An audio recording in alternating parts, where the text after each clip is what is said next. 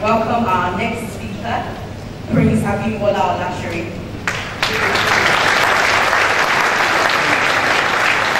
He's an engineering graduate of the University of Hull, UK, and a fellow of the Institute of Chartered Accountants, Nigeria. He also holds an MBA from IESE Business School, Barcelona, Spain. He's a seasoned investment banker who over the years has acquired in-depth knowledge and vast experience in the capital markets, as well as financial advisory services in public and private sectors. Mr. Olashore began his career with Deloitte Adetona Isichie Co.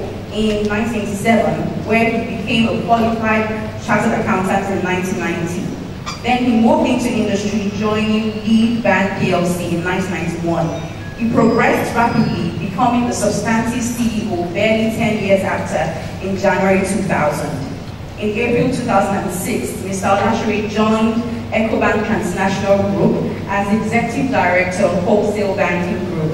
A year later, he became the CEO of Lead Capital PLC and was involved in promoting the firm into a full-fledged investment banking outfit with subsidiaries in stockbroking, asset management, and advisory services branched across Nigeria. Since December 2015, he has served as CEO of Lead Advisory Partners, which provides specialized consulting services to entrepreneurs seeking to grow their businesses. Prince Olashore is the Chairman, Board of Governance, Olashore International School. Let us welcome him as he speaks on maximizing the possibilities. Business Center for a kind invitation to speak on maximizing the opportunities. The letter said in the new economic climate, but I'm going to tweak it a bit. I'll call it the unfolding economic climate. Because sometimes, obviously, things are new in Nigeria, we realize it's more of the same. So it's a question of what is actually unfolding. And the key target is going to be about the young entrepreneurs. What do they need to know? So I'll be talking really around that topic. And in terms of the structure, I'm trying to look at the economic climate. And I'm trying to look at what exactly the entrepreneurs need to know, and exactly their role. I will address this issue of entrepreneurship. The question is, can everybody be an entrepreneur? So I'll spend some time talking about employability. Then in particular, it's all about the enabling environment. So we can't run away from looking at the environment that we're in and how can this environment actually support entrepreneurship. There's a saying by a very good entrepreneur that is really well known, Mr. Francis. If someone offers you an amazing opportunity and you're not sure you can do it, say yes, jump into it, and later you figure out what to do. So the key here is the environment is still unfolding. But what I'll tell people is jump in, take advantage. I'll be a bit optimistic. Sometimes the environment makes you so pessimistic, but I believe the glass is what is half full. So all I do is put in my effort and I will get there. And in particular, we have a country with a great number of young people, which has its own problem in that the country with a very young demographic is solving up problems for the future if you don't create jobs and if there are no opportunities for them. Then in particular, 2016 was the year of the so-called negative growth recession. So therefore, you have decreasing opportunities. But at the same time, youth entrepreneurship is a means to boost competitiveness and employment in modern economies. And young entrepreneurs have the potential to build new companies. And in particular, they bring energy, they bring alternative ideas, and they bring particularly fresh perspectives. So the key is how do we engage everybody in this particular journey. In this environment, there are two aspects to look at it. You have an entrepreneurial environment. I was in the are so entrepreneurial. Everybody is hustling. And I like that word. What is your hustle? Everybody seems to be hustling. But there are serious challenges. The biggest one is the cost of doing business, the state of the infrastructure. How do you get this? Venture capital industry. It's like infancy, so you can't really get startup loans. You're having consistent government policies. The incentives, if you start a business, this year there are incentives, the following year is removed. How do you go to it? Multiple taxation. Then if you're one that can invent and you're good, how do you deal with that legal environment? You don't enforce patent laws. People copy what you've done. Intellectual property is not respected. Then, the main contest was our societal values. How do we issue of trust? And when I look at the entrepreneur specifically, what exactly do you need? What do I sell? Which aspect of the economy should I operate in? Then how do I market? The law is that the internet is there nowadays. How do I do cash flow? How do I deal with growth? And in particular, I think the big elephant in the room, which I like talking about in Nigeria, is where do I get the people from? If I start my business, where am I going to get the people from? Because the experience has told us that we have really based our values, that the people you are calling to help grow your business are at the same time competing with you. I like the one most people like multiple stream of income. And it turns out, even in our earlier speaker's presentation, multiple streams of income. Therefore, you are encouraged to have other sources of income.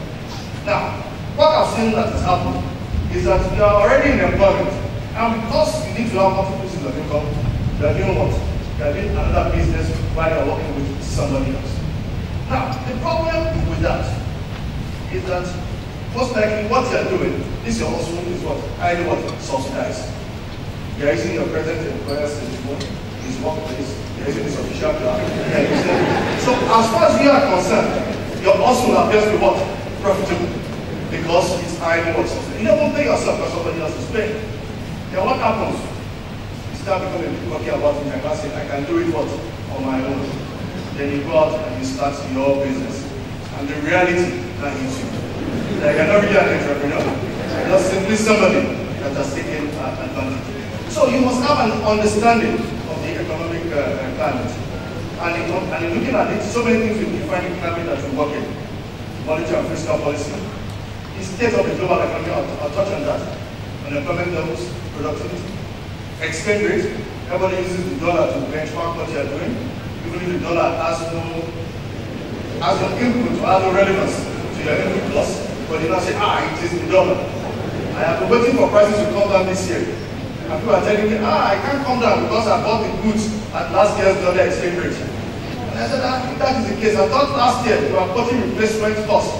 That the reason why my prices are going up is because dollar is dropping, so I'm anticipating that. Now that it has reversed, they're not getting the discount. So these are all the issues. But in looking at the environment, Nigeria is well into the global economy. So therefore, what happens globally has an impact on what we do. In particular, 2016 has defined a number of issues. We call it political populism. Everybody is having popular. Everybody wants to move to the West. But guess what's happening in the West? They are putting up what? Barriers. They are putting up barriers. It's not so easy now to say, I'm going to live here, I'm going to the US, I'm going to the UK. You can see the language that is coming up is what? We are looking in America, now America was America first. Therefore, issue of mass immigration, and Nigeria has a large population. We believe our biggest experts are people. The question is, if you're not going to go through the Libyan route and across the Mediterranean, there are very few legal ways which are going across. So what that means, therefore, is that we have to look what? Look a bit more inwards. Being an Andrew is not so much a viable option for most people. Keep an eye on what's going on in China. They're moving from an export-led growth. They're trying to increase what? Domestic what? Consumption. You should be asking, what does that mean? When a country with such a large population now says we want to stimulate domestic what? Consumption. Therefore, the roles might just be replaced. Can now be reversed. Should we now be selling to China rather than buying what from China? How do you see that? Growth is slowing. So therefore, everybody is now becoming much more circumspect. And therefore, immigration is supposed to be an option. So as the world slows down, now look at a country like Nigeria. Large population. Large potential. And I think the challenge has always been how do we translate our potential into reality where all of us can really get benefit from it. To say Nigeria is in a recession is no longer news. Every business has really felt it. In theory, 2016 was the first year of a recession in 25 years. Recession usually is marked by high unemployment, stagnant wages, fall in retail sales, lack of consumer confidence. The question I ask people is, all these factors, I think they've been around for some time.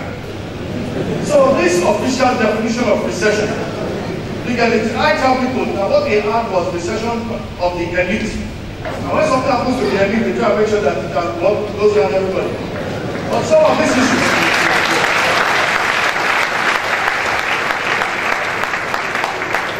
I think is that the last recession officially was 1991, 25-year gap. But I can tell you Nigerians have been in recession throughout that whole period.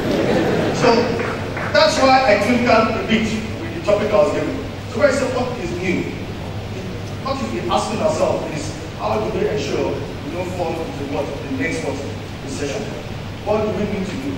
So as I address the entrepreneurs, I'm also at the same time, when I give you the opportunities, talk about the opportunity, I also look at our policy environment. What do we need to do? And in particular, I always tell people, each person must come up with his own signpost. When I say signpost, it's very good to listen. But here, I'm talking, I'm speaking, I'm the speaker, and you are listening. The other thing you also have to do is also to see. Open your eyes and look around and ask yourself, what is saying and what I'm saying? Is there what? Consistency. So as we tell you these are the policies, you should ask yourself, as I'm looking around, am I saying or are things turning out the way you should? And in particular, you must also make use of your senses, your intuition. Even what I'm saying, if my common sense telling me that there's a consistency, what's my common sense telling me? Because this issue of entrepreneurship is quite key. Not everybody can be an entrepreneur. That's true, not everybody can be. Even related to intelligence, it's a different thing. I've met many intelligent people that have started businesses that are failed. So not everybody can be what? Can be an entrepreneur. But they are open for those who really will start entrepreneurial businesses. They will start businesses that will stand the test of time. So we have to look at our environment. What's the positive side? I'm a bit optimistic. 170 plus million, we never know what the exact numbers are. 170 plus, plenty of people. In terms of demography, 43% 0 to 40 years, 53% 50 to 64 years. Therefore, the bulk of these people are what? Young. It's a large economy, make no mistake about it. It is a very large economy. Officially, the 41st largest economy. I'm not so sure the evaluation whether we are number 1 or number 2, but let's even take it, we are number 1 in Africa. There are also some signposts you should watch out for. Large urbanization, rural urban drift. Therefore, Nigeria is aggregating a large number of people in selected places. Lagos being the largest. Compared to the number of cities have population in excess of millions. Diversified economy. I think the biggest myth, and I think we are moving away from it. People say Nigeria, they talk about an oil economy. Nigeria is not an oil economy. Oil and gas is only probably 8% of GDP. It's even more of an agrarian economy rather than an oil economy. But we've allowed oil to develop some of our judgments. The key is all about diversification, and we'll talk about that. And in particular, if you are an entrepreneur, you should say, where should I be located? I'll also give you some ideas. The last 5 years, between 2011 and 2016, but that's why the statistics, the fastest growing sectors of this economy are as follows. Largest, information and communication, real estate, education, entertainment, professional and technical services, trade, and manufacturing comes after that. Now, let's narrow down. The last 1 year, 2016, what are the largest growing areas? Construction, agri, education again, entertainment, information, and professional services. So the question you should be asking yourself is, if I'm to position myself in this economy, where should I position myself?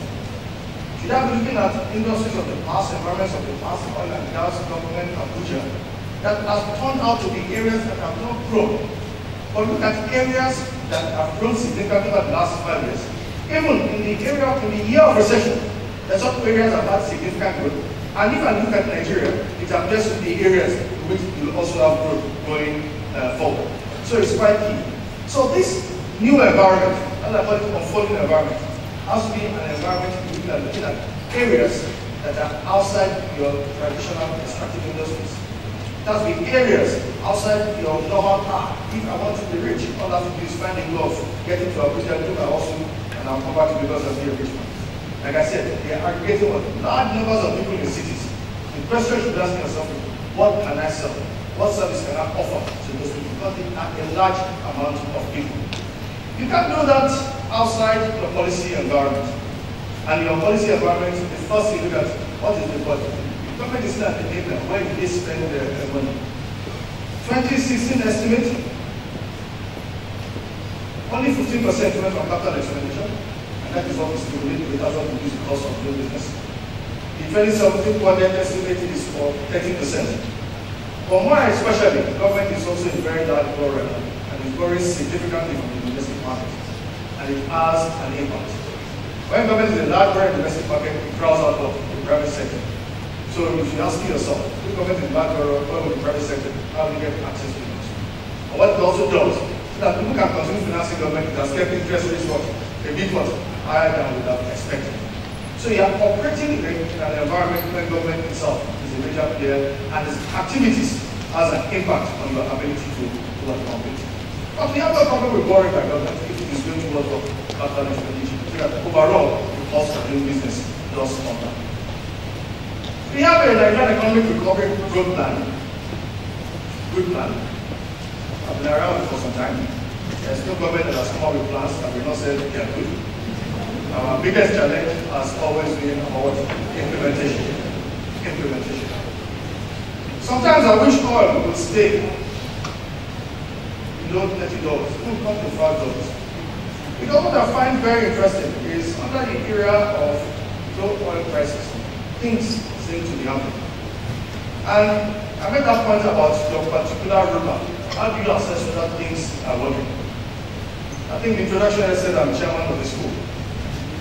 And my school is about 240 kilometers north of Lagos in Osun State. So therefore I have to travel there quite often. I'm also from there, so I have to go quite often. What is my samples? I ask myself, how long does it take me to get from Lagos to my place? Historically, it was a 3-hour drive, 240 kilometers. So if you're averaging 80 to 100 kilometers per hour, you should what? About 3 hours, I should be there. Up till last year, we came on average minimum of about 4 hours to any other thing, because we still spend the night on Lagos to our expressway. Now, how do you operate in an environment where you cannot move around? How do you operate in an environment, even if I said to a factory, I cannot get to see the factory, I cannot get there. So what are my samples? How long does it take you to undertake this journey? All of a sudden, I remember telling me Nigeria was in recession. And things are not last year. My average time started coming down. Is it that the recession removed travelers from the road? It is possible. But all of a sudden, I saw the road being fixed. Lagos to Ibadan expressway being fixed. When I first told people, all of a sudden you can get to Ibadan airport, people see how boost people about the fact that no, going to Ibadan is about a 4-5 hour journey. But that's already what? Come down.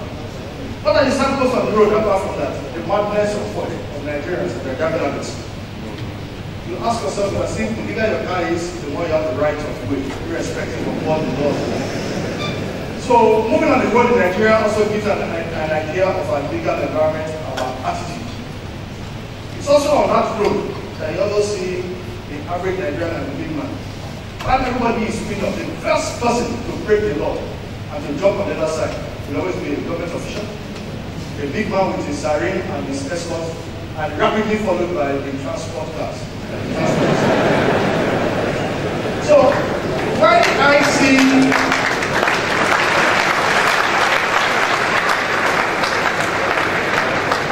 a Nigerian economic recovery growth plan, I try and go on the road again and I'll say, these people saying these things, I'll tell what to change because they've given us so many samples for us to see whether they are on the way.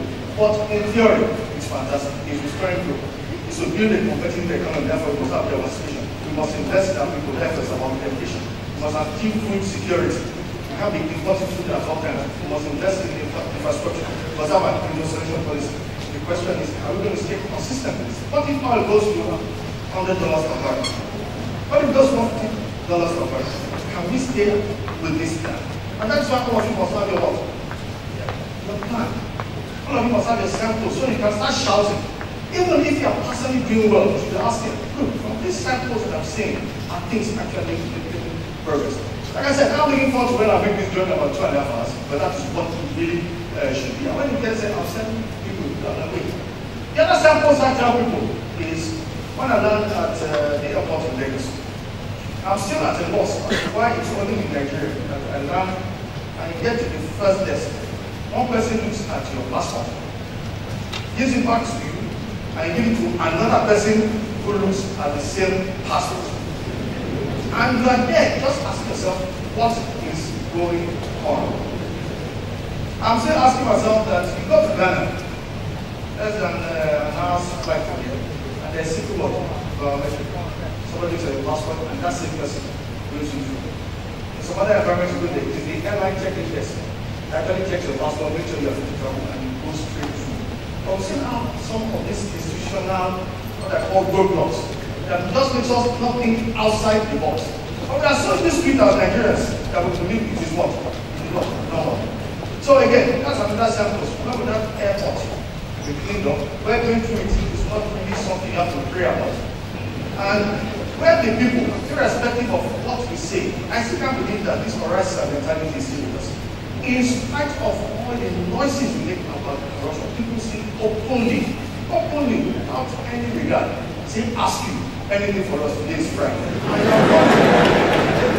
And you're there in an airport. What if I was a visitor in which I can shrug that kind of statement that I have nothing for you?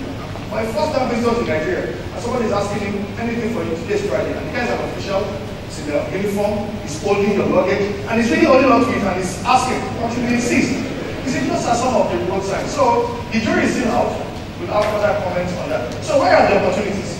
Where are the opportunities for Peru? Certainly there are growth areas. The biggest one will always be your construction.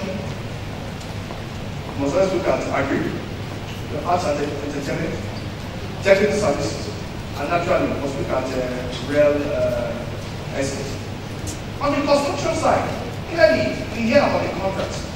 But the key thing I watch out for is to ask myself, are we sure Nigerians will take advantage of some of these opportunities with government spending is making an impact? Some of the contracts that we are awarded, most of them appear to work foreign entities. I sincerely hope, I'm not part of it, somebody's embedded in there. Are you sure Nigerian jobs are being created? Are we sure there is technology transfer? Are we ensuring that as you give somebody a contract, it's not importing manpower from other countries?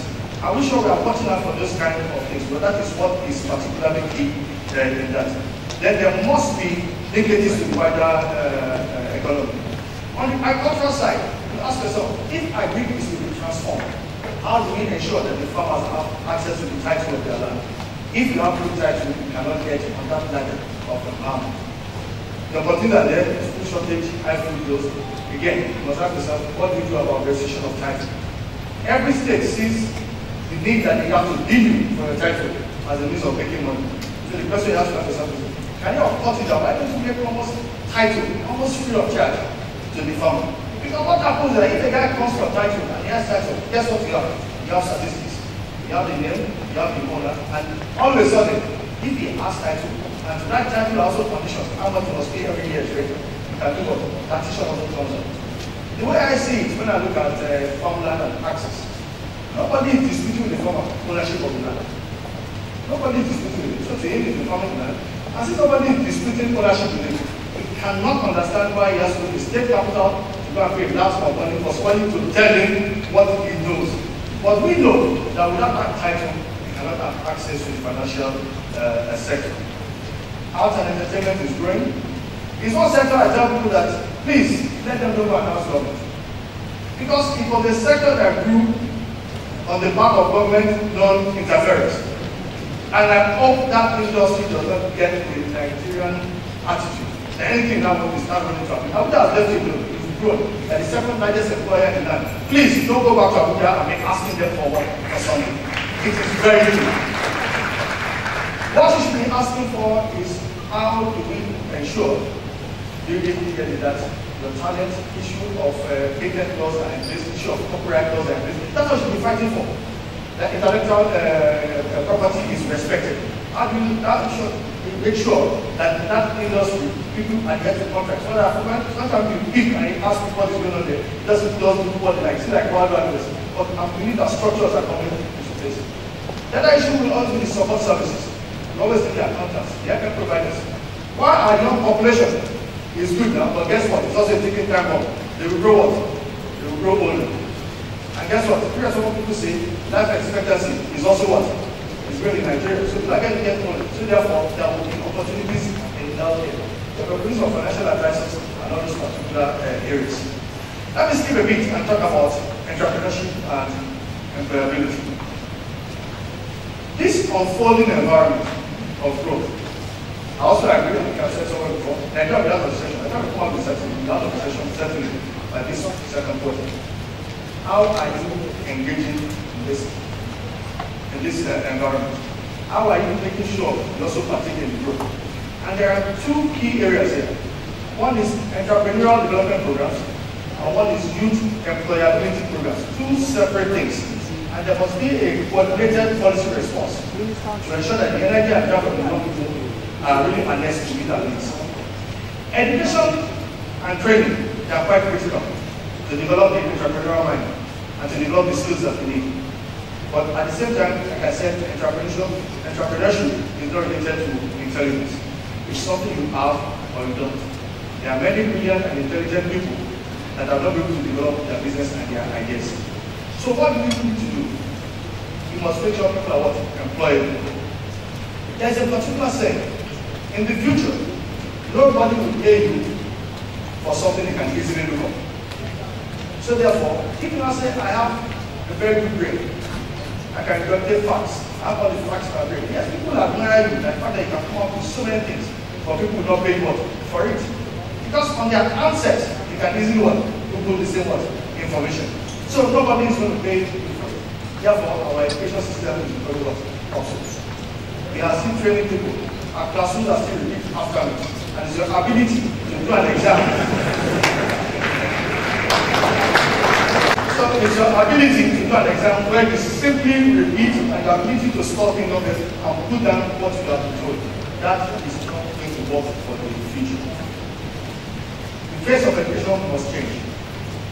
There must be emphasis on entrepreneurial empowerment and employability, and new curriculum that emphasizes vocational training must be in place. It's all about skills development. I'll give you something. There's a World Economic Forum that they hold in Davos, Switzerland every year, in January. Every 5 years, the Commission is studying, and it's all about skills and what employers are looking for. For 2015, they listed the top 10 things people are looking for, the skills they're looking for, and what they want people to demonstrate. The first thing they said, you must demonstrate complex problem solving. You must go to coordinate with others, have a work with people management. You must have what critical thinking. You must go to what? Negotiate. Policy control. Service orientation. Then number 10 was what? Creativity. Therefore, for 2015, that's what they were looking at. Now, they've done the report in 2015 and they said, in 2020, what are we looking at? Number 1 was still your ability to solve complex things. Guess what was next here? Critical thinking. And the third thing was what? Creativity. Creativity had moved from number 10 to what? Number 3. Now, creativity. Can you teach creativity?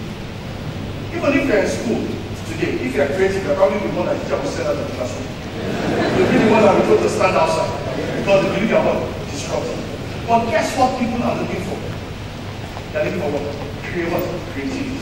Now, creativity is not something that you can easily teach and impact. But clearly, you must create an environment where this can be done.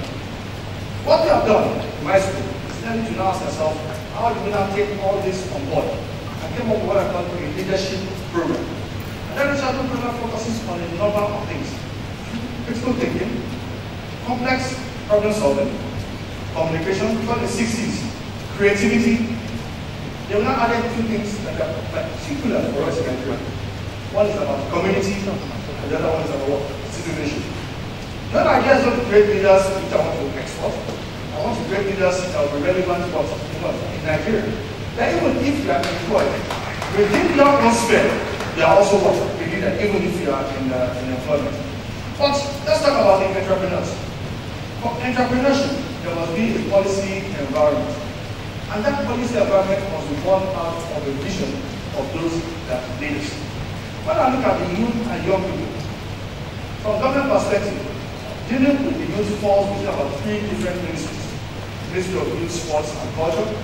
I think we will talk more about sports, and the sports don't really about football. I think the youth side is correct. Ministry of Science and Technology, who now seems to be fascinated about building the Nigerian career class of the built over 100 years ago. They have Ministry of Education, which, like I said, is turning out people to a method that just say the default. The challenge now have is, where is the vision from a policy stance that you say, what do we have for the youth? And you see this happen in other environments, where at the leadership level they decided that this is what we have, and they now have aspirations for 20, 30 years down the road, and you now see them with it. And if there's time, I will touch on that. So therefore, there must be a vision that people can latch on to. And now I say, we call this still unfolding environment. Where is the vision for people? Where is the vision to tell us, this is what we are, this is 2030, this is 2040, this is 2050, this is where we believe people should be. Then when we talk about entrepreneurship, you have to stigmatize failure. You cannot be an entrepreneur and not stumble once in a while. What is our attitude to failure? The one that you think is successful is just a series of examples, a series of failures that has made him succeed over time.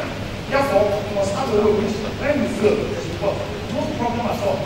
I want to tell you that I hope you've learned your lesson, how do you get up and you move on. The issue now again is, if you're an entrepreneur, you must be a kind of startup support. Where is the one-stop shop for the SMEs to go? I know there's a lot of talk on SMEs now. Where's the one-stop shop where somebody can go for advice? How do I get my business done? You might have the idea, but how do I get the business done? Where do I get initial funding? But more especially in Nigeria of today, the beauty about the old thing therefore is the whole issue that the internet and digitalization is here to stay. The beauty again is that the market is the whole world. How have we embraced the internet? How have we embraced access to the internet? How have we ensured that everybody, and we have some countries that have said access to the internet is what? Human rights. Because access to the internet is just what? Access to what? Information. And without information, you are what? You are nowhere. So it is very key that that must be developed. And on the side of it, where are the mentors, career guidance? When people are starting their business, who do they look up to? And that's why this issue of who are against corruption must be tackled. Our biggest challenge, if we don't tackle it, is that all the people that we see are successful by the fact that you can see the assets, you don't see the liabilities, but you see the assets. They are not so sure that actually should be the most. But that's what the person, because it's not being guided, you will look up to those people and now say, please, can you guide them? I want to just want to teach them. They'll teach them the same way they acquired their work. And we all know here in Nigeria that the proportion of what I call unearned income to earned income is quite high. Most people live more on the unearned income than the what? Earned income. When you live on unearned income, just like what happened last year, when those opportunities narrow down and you are forced to live on your real income, on what your skills can actually deliver, there is what? Serious adjustment. So things must be done. I'm not saying corruption does not happen anywhere else. In other places, when you are caught, you are punished so that others can see. So to me again, the jury is still what? Is still out. It's one thing to name and shame, it's another thing to be sure that the right lessons are learned. Running right through, technology and education, therefore, must go hand in hand with entrepreneurship. Therefore, we must promote education and we must promote that particular environment. There must be career guidance and entrepreneurship, and we must promote that dialogue between education, between businesses and communities to close that particular gap.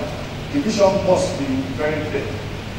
What I also wanted to end up with is about 3 different countries. 2 different countries. One is India, that today is one of the fastest growing economies in the world. All of a sudden, Indian companies are now going out to the Western world and are buying up local economies. And you ask yourself, years ago, just for India, what comes to mind was a place where everything was what? So what? Bureaucratic. Everything was, as if red tape was everywhere. You cannot grow, you cannot do anything. So what have they done? They saw the abundance of young people in terms of the numbers, and they invested in what? Science and what? Technology. If you see the percentage of the government spends on science and technology, is quite significant. They've tried to ensure that they have centers of what? Excellence. Their universities are still workers. People are very pleased to get Indian graduates and employed. Therefore, to me, if you look at what has happened there, the first one was done years ago, they still have that problem. And I mentioned India because they have the same number of diversity that we have, they have the same type of black population, but they have not allowed that to become their investment in educating their people. Another one I'll talk about is Estonia. When I talk about Estonia, you see a country that came out of old Soviet Union. But they're telling you now, in Estonia, 18 minutes to start a company and 2 minutes to file a tax return. Internet access has been clearly human rights. The population is what? Tech savvy. Annual return is being done by 95% of their population, and it takes what? 5 minutes. But what did they do under 3 years? A young government got to power. And what did they do? They also said, we shall leverage on what? Technology. We shall not go through traditional ways. We shall invest in our people. And on the back of that, they have really made significant progress.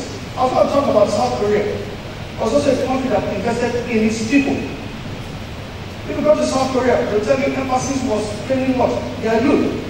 98% of the population completed secondary school, and 62% got college education. And they are traveling to us. So what has happened to South Korea again? They invested education in the 60s, they picked up people, and even today, their investment is really up about connecting the people. So when I look at Nigeria, I tell myself, there are so many examples that we can pick from, there are environments we can pick from. There are so many, I can tell you, if you want to reach copyright, copy the right thing and try and implement your own environment. And I think that is really the challenge of Nigeria. So I really thank you for coming.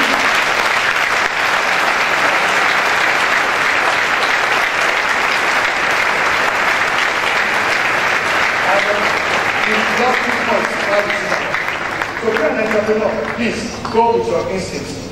So much noise around. Follow your dream and go at your own pace. Expand your horizon through trading and reading. Mix with people of different tribes, nationality, and religion.